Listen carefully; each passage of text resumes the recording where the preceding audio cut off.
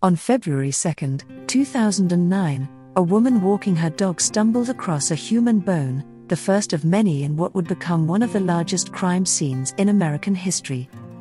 Albuquerque, New Mexico is no stranger to crime and violence. As the town sits in the middle of a desert surrounded by mountains, desolation is not hard to find. And to that point, neither is violence and murder. Go back to the old saying, if a tree falls in the woods, does it even make a sound? Serial killers are operating in much the same fashion. Out of sight, out of mind. The desert's dark winding dirt paths, that either shortcut to the highway, or just dead end in the middle of nowhere, are synonymous in the desert. And this would become the perfect setting for a serial killer to be born. All cases mentioned today remain unsolved. Today we are talking about the West Mesa Bone Collector. Before diving into this further, you are tuning into Coffee with History. If solved, unsolved, heroic, or just plain mysterious is your thing, make sure to join us as we go back in time and discover the past. On this channel we will post about anything we find notable. We are always up for suggestions, just drop them in the comments, for a chance to be featured in future videos if we end up covering your subject. Without further ado, this is today's harrowing tale. The West Mesa Bone Collector. At first, it was like any other Monday night, but February 2, 2009, would stick with Christine Ross forever. Ross walked her dog, Ruka, along a dried-out wash in Albuquerque, New Mexico. When during the hike the dog would stumble upon a bone resembling a femur. Ross wasn't sure the bone was human, but knew it could be. She took a picture and messaged her sister, a registered nurse, who confirmed that it was. With her call to the Albuquerque Police Department, Ross had begun to expose horrors the city had never seen. The body count is now up to 10. A short time ago, the Albuquerque police chief announced 3 more bodies were recovered on the West Mesa. One of them, a woman and her unborn child. Ross would soon discover that 11 dead bodies, now known as the West Mesa Murders, lay beneath. It was the most disturbing murder case Albuquerque police had ever seen, and it remains unsolved to this day. It took nearly a year for medical examiners to identify the decomposing victims, most of whom were Hispanic, and all of whom were female. Reported missing between 2001 and 2005, they ranged in age from 15 to 32. The fact that all but one of the victims had links to sex work initially helped guide the police investigation for the serial killer they dubbed the West Mesa Bone Collector. But not even FBI profilers were able to find the killer. To this day, only theories remain. Promising leads became dead ends with every cleared suspect. Detectives were left with the fact that the serial killer moved with ease, often vanishing long before their victims were ever found.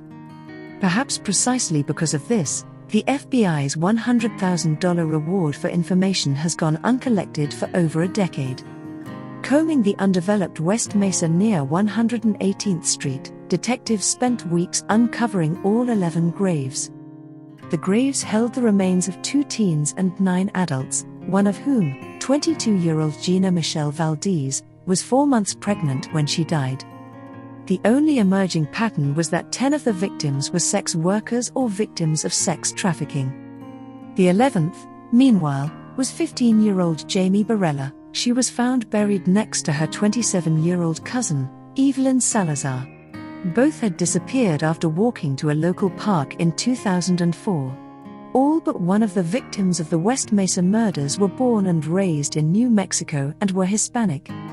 15-year-old Silania Edwards was identified as the only black victim at the site, as well as the only one from out of state. There hasn't been the degree of public fear and alarm that you might expect. There has been very little publicity.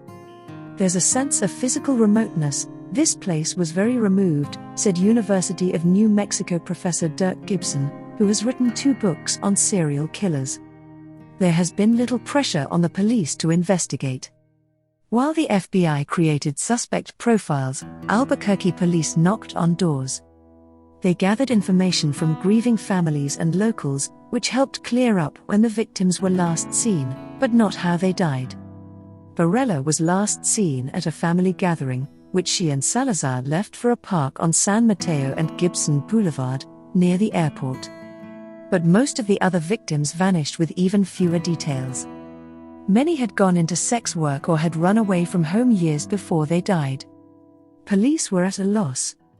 The tragic truth was that sex workers made for easy targets and are often distanced from relatives, making communities blind to their disappearance. Most of these girls hadn't even been reported missing at the time their remains were found. A chilling lead came from satellite photos of the West Mesa Murders burial site. A 2004 image showed a set of tire tracks leading directly to the area. But by 2009, when the bones were discovered, development had erased any hope of automobile evidence. By 2016, only one detective remained full-time on the case, Mark Moroni. He has interviewed 200 local women with similar backgrounds and created timelines for every suspect. Many persons of interest have been eliminated by means of that timeline, he said. One of the suspects, Joseph Plea, was arrested on Albuquerque's Central Avenue for exposing himself to a woman. Joseph Plea was imprisoned when the bodies were found, but he became a suspect when his ex-wife contacted police. Her daughter had found women's clothing and jewelry in their home, with some families later revealing that the victim's jewelry was missing. Furthermore, police encountered Plea nearly 140 times between 1990 and 2009, often in drug-heavy areas that the victims were known to frequent. They also found electrical tape and rope in his car when he was arrested in 2003 for exposing himself to a woman. Police also saw him stalking sex workers after the West Mesa murders. His cellmate said Plea admitted to knowing many of the murdered women and had even hit one of them for allegedly trying to steal his money. Ultimately, a lack of evidence failed to pin the murders on Plea, who is serving a 90-year sentence for sexual assault cases from the 1980s and 1990s. Some believe that Plea is the killer. Others believe it was prime suspect Lorenzo Montoya. When Lorenzo Montoya was killed in 2006, the bodies of the West Mesa victims had not yet been found. Police Chief Ray Schultz said at the time that police had been looking into him in connection to prostitutes who had vanished from the city.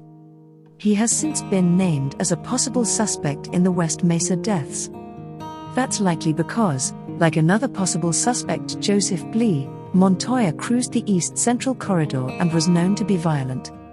His first prostitution-related arrest was in 1998 when he picked up an undercover detective posing as a prostitute. He offered her $40. She took him to a motel room near Washington and Central, where officers arrested him. That apparently didn't deter him. In 1999, Vice detectives watched him pick up a prostitute near Central and San Mateo and followed him to a dark dead-end road near the airport. Police believe they caught him in the act as he was trying to rape and strangle her. Montoya had apparently never planned to pay her, he only had $2 in his wallet. He was arrested, but the case was later dismissed. About 4 years later, he was still at it. Detectives watched him pick up a prostitute on Central Avenue, and then arrested him. The woman told officers he paid her $15. By that time, Montoya already had a history of violence. According to a domestic violence report his girlfriend filled out after an alleged assault, Montoya repeatedly beat her to the point she feared for her life. The woman said he had also done gross things to me, but didn't detail what they were in the document. She wrote that Montoya threatened to kill me and bury me in lime. That threat may shed light on Montoya's last crime. In December 2006, he invited an escort to his trailer and killed her, according to a search warrant affidavit. She was bound by the ankles, knees and wrists, with duct tape and cord, a detective wrote in the warrant.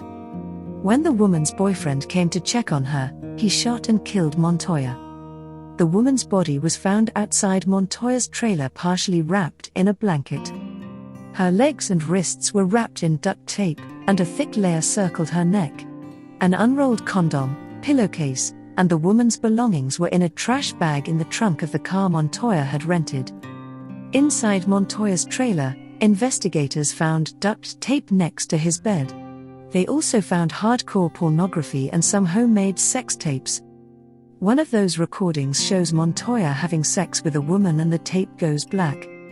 In a following scene on the same tape, the camera is focused on Montoya's bedroom wall.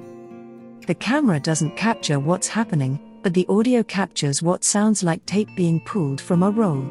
At least one trash bag is opened and there's minutes of rustling noises. Police have sent that audio to the FBI and other crime labs for enhancement, but haven't been able to determine what Montoya was doing.